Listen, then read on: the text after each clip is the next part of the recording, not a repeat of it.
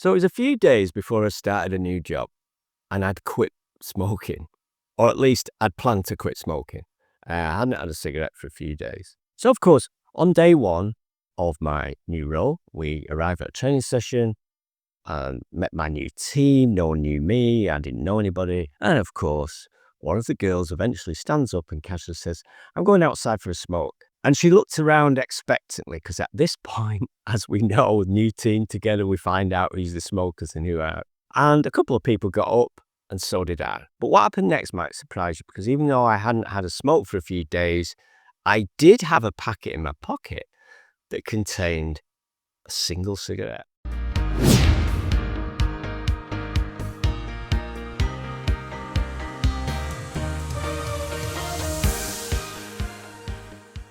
I'm Michael Dawson, and the author of Quit Your Diet, Think to Shrink. And if you're done with meal plans, calorie counters, sins, then you're in the right place because I'm here to show you how to create a 14-day escape plan and quit diets forever.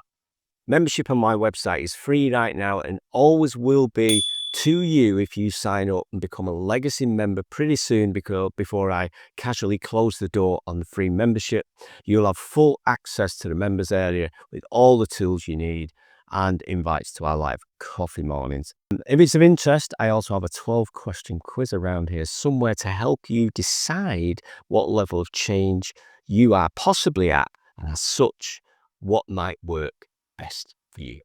Welcome to our part 2 of our conversation, really about what I've quit or changes I've made personally. And it came up recently as a question.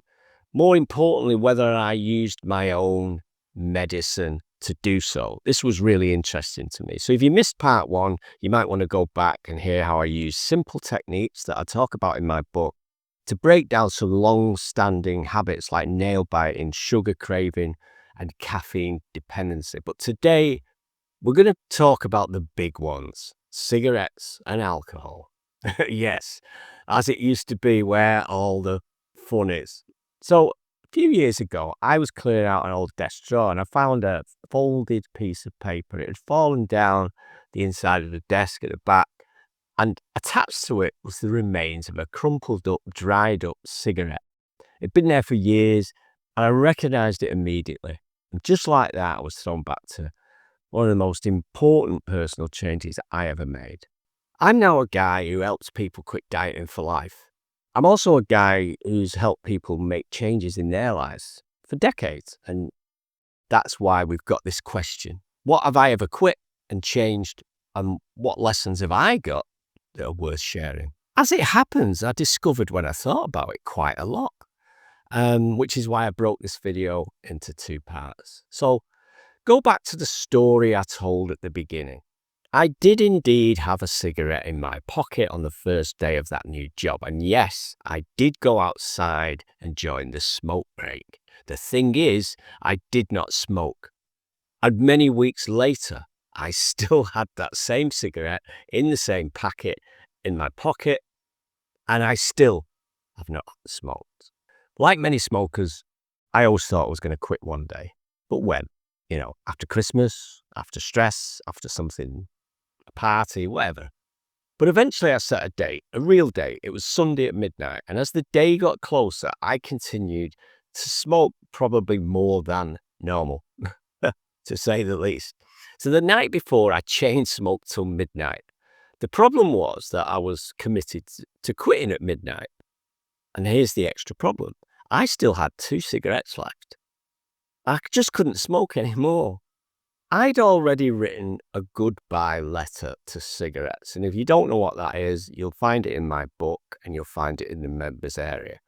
I explain to cigarettes, look, we had a lot of fun. You made me look cool when I was young and talked to girls and all that kind of thing. But to be honest, this relationship didn't work anymore. And it was that kind of thing. And it was a letter to say, look, it's over. From midnight, that's it. We're not going to be together anymore. And I cleaned out the ashtrays, changed my environment, and I was ready. But instead of smoking my last 2 cigarettes, which I wasn't capable of doing, I taped 1 cigarette to that letter and I carried the other in my pocket, and that was it. I didn't smoke it was over between us. So a few days later, that moment comes in the new job. Someone says I'm going out for a smoke. I go outside, but I didn't light up. I just stood there. People say, do you want a cigarette? As if maybe I didn't have any. And I said, no, it's all right. I've got some. I'm okay for now. I held the light. I was there to challenge myself. And I did that again and again. And they never knew me as a smoker. That team that I joined never saw me smoke. Are there any lessons here for the Quit Your Diet? Certainly the idea of building up to quitting has stuck, because in my framework, we call it D-Day and Diet Day. So we design a 14-day lead up to quitting diets forever. And it's on that day, just like at midnight when I quit cigarettes, everything changes when you wake up the next morning, because we've prepared for it for 2 weeks, from shifting foods, temptation, changing our route, and doing so much work internally as well. Everything changes once we commit to a day. Now, the other pattern of behavior is in challenging myself to face my fear. And in this case, it was cigarettes, smoke breaks, or maybe in Quit Your Diet, facing real life and real food by listening to yourself. Now, of course, the letter to diets is also in my book. It's also in the workbook for the course, Quit Your Diet. And this letter is a farewell to your diets. It's a thank you and goodbye, because, you've been a constant letdown to me, and it's an end to the diet relationship. I will, of course, allow you to get your hands on these in the members area, which is completely free forever if you sign up soon. That brings us to the next big one. I was what you might call a reasonable drinker. Yeah, but a good estimation of that might be, how many nights a week could you, when you're about to go to bed, legally drive a car? That's a good estimate of us all in our drinking. Could you legally drive a car how many nights a week when you go to bed? Now, I think for me, it would be around about 1 to 2 nights a week. The others I could not legally drive. I don't know if that's unusual. That doesn't mean I was completely paralytic.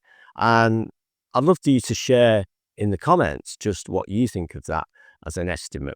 How many nights a week could you legally drive a car at the point at which you go to bed? Just for clarity, I want to share some context with you. I am a type 1 diabetic, and the facts are that for me anyway, I was never, ever going to get a grip of blood glucose while drinking. So it had to go anyway. So that was maybe 5 years ago. Here's another thing that works so well for me, and I think could work for you. I've got one of those electronic journals or diaries, and there I was writing my thoughts at the end of the year. What I might like to do this year, what I might like to achieve, how was last year, did we do what we thought, all that kind of thing. And I noticed that I'd committed to quitting alcohol last year, and the year before, and the year before, and the year before. I'd promised myself every year I was quitting for good. This really hit me personally pretty hard. So I said to myself, okay, here's your options now. Write it down one last time and do it, or never, ever, ever write it down again, never commit to it again.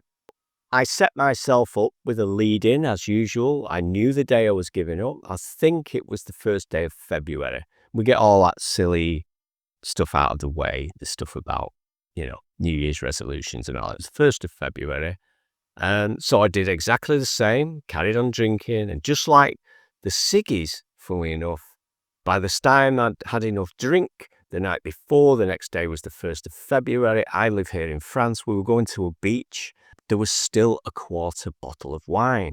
So myself and my partner, we took it to the beach on the 1st of Feb, and we split it between us, and we toasted with a quarter of a quarter to that sober life. So you can see the parallels here as well, that kind of overhang. Also, in drinking that, I wasn't terrified or frightened of my enemy. My enemy was alcohol on that day. It was like, that's it, we've quit. But I had that, enjoyed it, and we said, that's it. Thank you and goodbye. What did any of this teach me? Or what does it teach us about what works and what is in my book? I certainly still believe that setting a date works really, really well. You can lead up to that day. You know it's coming. I also felt like the ultimatum, certainly in the alcohol, put up or shut up, okay, is really powerful. I felt like if I failed after this ultimatum to myself, I was stuck. I was going to drink forever and I just couldn't live with that.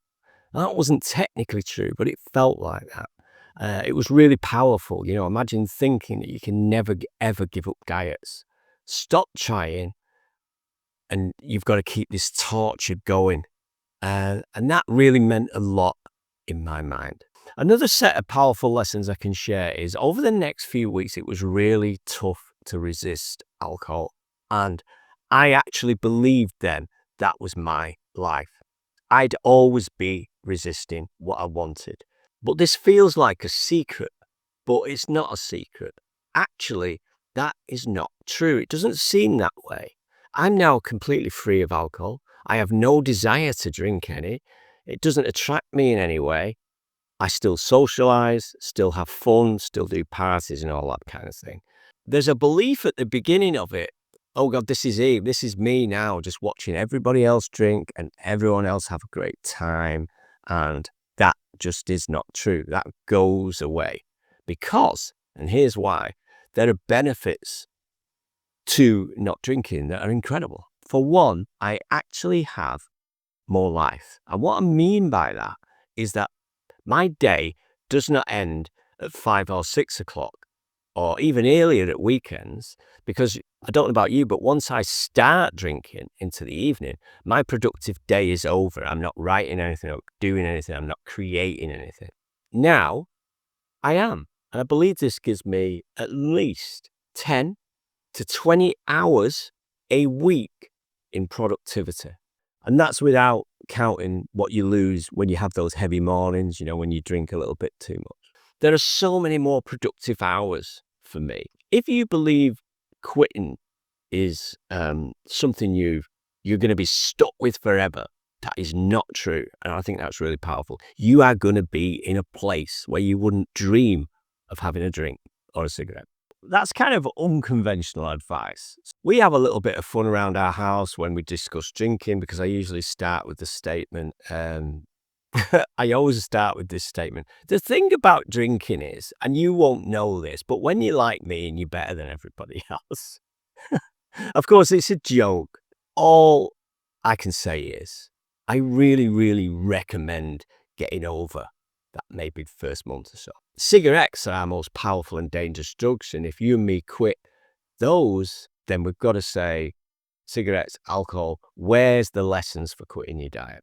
There's the 14-day lead up to enable you to know it's coming, set up and highlight things that have changed. You've got to wake up that morning and know that life is different. And I've done that with cigarettes, alcohol, and I would suggest doing it with diets, because after that day, nothing is ever the same for us. The letter to your addiction was really powerful for me. It's powerful for so many other reasons that I mentioned in my book. And the underlying thing, of course, is the why. And something I didn't mention here, but it's similar to those super slimmers. Getting stuck on a fairground ride, the kids, the seatbelt extension on an airplane. We see this pattern in our super slimmers, and in some respects, it might have been the same for me. I only realized this kind of while making this episode. I believed that my health and longevity were vital in my family and my future. I believe it's a cheat code that's really hard to simulate, the power of that. But we do a lot of work in Quit Your Diet program, designing the future you, knowing what the new you looks like. This is immense.